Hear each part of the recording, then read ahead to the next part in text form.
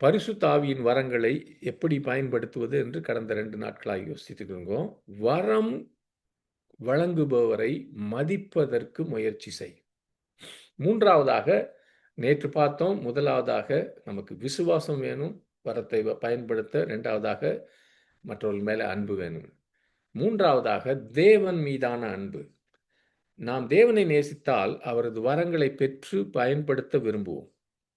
ஒரு தகப்பன் தன்னுடைய பிள்ளைக்கு ஒரு அழகான அன்பளிப்பை வடிவமைத்து அதிக நேரத்தையும் முயற்சி செலவழிப்பதை கற்பனை செய்து பார்.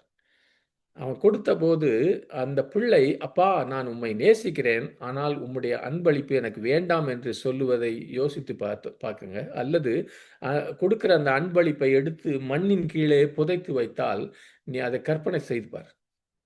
நாம் நேசிக்கும் நம்முடைய தகப்பனின் வரத்தை நிராகரிப்பது அன்பு அல்ல. தேவ வரங்களை மறுப்பது தேவன் மீதான அன்பு அல்ல.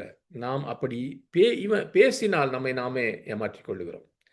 மத்தேயு 7:11 வாசிக்கிறோம், தீயவர்களாகிய நீங்களே உங்கள் பிள்ளைகளுக்கு நல்ல அன்பளிப்புகளை கொடுக்க அறிந்திருக்கிறீர்கள். அப்படி இருக்க பரலோகத்தில் இருக்கிற உங்கள் பிதா தம்மிடத்தில் கேட்பவர்களுக்கு நல்ல அன்பளிப்புகளை கொடுப்பது அதிக நிச்சயம் அல்லவா? லூக்கா 11:13 அதே வசனத்தில் நல்ல அன்பளிப்புகளுக்கு பதிலாக பரிசுத்த ஆவியானவர் கொடுப்பது எவ்வளவு நிச்சயம்னு இயேசு சொல்றார். நம் பிதா தம் பிள்ளைகளாகிய நமக்கு நாம் அவரிடம் கேட்கும்போது நல்ல வரங்களை தருகிறார். அவர் கொடுக்கும் ஈவுகளை நிராகரிப்பது அன்பு அல்ல. அவருடைய வரங்கள் எப்பொழுதும் நல்லவை, பரிபூர்ணமானவை. யாக்கோபு 1:16-17 வாசிக்கிறோம், எனக்கு பிரியமானவர்களே, ஏமாந்து போக வேண்டாம். நல்லதும் முழு நிறைவானதுமான நன்கொடை அனைத்தும் பரலோகத்திலிருந்த பிதாவிடத்திலே வருகிறது. அவரே பரலோக வெளிச்சத்தின் பிதா. அவரிடம் மாறும் நிழலை போல அவர் இடம் மாறும் நிழலை போல மாறுகிறவர் அல்ல. தேவன் உனக்கு ஒருபோதும் பரிபூர்ணமற்ற எதையும் தருவதில்லை. அது தேவனிடத்திலிருந்து வந்தால் அது நல்லது.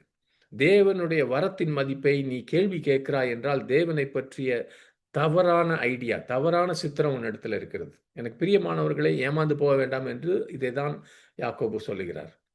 தேவனின் வரங்கள் மிகவும் விரும்பத்தக்கவை, அவை வாஞ்சித்து நாடத்தக்கவை, அவை தேடப்பட வேண்டியவை. அவற்றை மறுப்பது தேவன் மீது உனக்கு இருக்க அன்பை காட்டுவதில்லை, அதற்கு நேர்மாறானது. நாம் தேவனை எவ்வளவு அதிகமாய் நேசிக்கிறோமோ அவ்வளவு அதிகமாக அவருடைய வரங்களை பாராட்டுவோம். தேவன் இதற்காக இவ்வளவு அதிக கிரயம் செலுத்தி சிலுவையில சிந்தப்பட்ட அவருடைய குமாரன் இரத்தத்தினாலே நமக்கு தந்த வரங்களை நாம் நிராகரித்தால் நாம் பிதாவின் இதயத்தை துக்கப்படுத்துகிறோம், இரட்சகரின் இதயத்தையும் துக்கப்படுத்துகிறோம். அவர் உனக்கு வழங்க தேர்ந்தெடுக்கும் வரங்களை நீ ஏற்றுக்கொள்வது, பயன்படுத்துவது மற்றும் அனுபவிப்பதெல்லாம் உன் பிதாவின் மீதான உன் அன்பிற்கும் மரியாதைக்கும் அடையாளம். ஒரு பணக்காரனுடைய 16 வயது மகனுக்கு ஒரு புத்தம் புதிய போர்ஷா ஸ்போர்ட்ஸ் கார் அவர் பரிசாக தந்தால் அவன் அதை ஓட்டும் போது ஜனங்கள் என்ன சொல்லுவார்கள்? இந்த வாலிபன் அதை சம்பாதிக்கவில்லை என்று அவர்களுக்கு தெரியும். அவரது தந்தை எவ்வளவு பணக்காரர், இவ்வளவு விலையுயர்ந்த பரிசை தனக்கு மகனுக்கு கொடுத்தது அவர் மேலே எவ்வளவு அவர் அன்பு வைத்திருக்கிறார் என்று தெரிகிறது என்று சொல்லுவார்கள். இது உண்மையிலேயே தந்தைக்கு பாராட்டையும் மரியாதையும் தருகிறது. ஒருவேளை பெண்களாக இருந்தால் அந்த 16 வயது மகள் பிறந்த நாள் பரிசாக ஒரு ஜொலிக்கும் ஒரு வைர நெக்லஸை பெறுவதை கூட நீங்கள் கற்பனை செய்து பார்க்கலாம். அந்த வாலிபன் தனக்கு கொடுக்கப்பட்ட அந்த ஸ்போர்ட்ஸ் காரை ஒரு கராஜுக்குள்ளே விட்டு அதை ஒருபோதும் ஓட்டி செல்லாமல் இருக்கிறத கற்பனை செய்து பாருங்க. அவனுடைய தந்தையின் மீதான அவனுக்கு அன்பு மரியாதை பற்றி அது என்ன சொல்லும்? அவன் ஒவ்வொரு நாளும் அதை விட்டு டவுன் பஸ்ஸில் போய் கொண்டிருந்தால் அவனுடைய தந்தை எவ்வளவு பெரிய பணக்காரர், எவ்வளவு அன்பானவர் என்பதை ஜனங்கள் உணர்வார்களா? சமீபத்தில் ஒரு இந்தியாவிலேயே மிகப்பெரிய பணக்காரர் தன்னுடைய மகனுக்கு அவனுடைய திருமணத்துக்காக $300 மில்லியன் செலவழித்து ஒரு ஆடம்பரமான பரிசை தர முடிவு செய்தார். அதாவது அவனுக்கு திருமணத்துக்கு அவளை செலவு செய்ய முடிவு செய்தார். ஆனால் இதை சும்மா கற்பனை செய்து பாருங்க, இது நடக்கல. அந்த மகன் அதை புறக்கணித்து முடிவு செய்து விட்டு பக்கத்தில் இருக்கிற மேரேஜ் ஆஃபீஸ், ரெஜிஸ்டர் ஆஃபீஸில், திருமண அலுவலகத்தில் ஓடி போய் அவங்க கையெழுத்து போட்டு திருமணம் செய்து கொண்டால் அப்படிப்பட்ட மகனை பற்றி நீ என்ன நினைப்பாய்? அன்பான சகோதரனே, சகோதரியே, பரிசுத்த ஆவியின் விலை மதிப்பற்ற பரிசுகளை கேட்டுக்கொள்வதும் பெறுவதும் உன் பரலோக பிதாவின் பிள்ளையான உனக்கு இருக்கிற ஸ்லாக்கியம். இந்த வரங்களை பயன்படுத்துவது உன் பிதாவின் மகிமை, வல்லமை. உன்மேலே அநேகர் மேலேயும் அனைவர் மேலும் அவருக்கு இருக்கிற அன்பையும் அது வெளிப்படுத்துகிறது.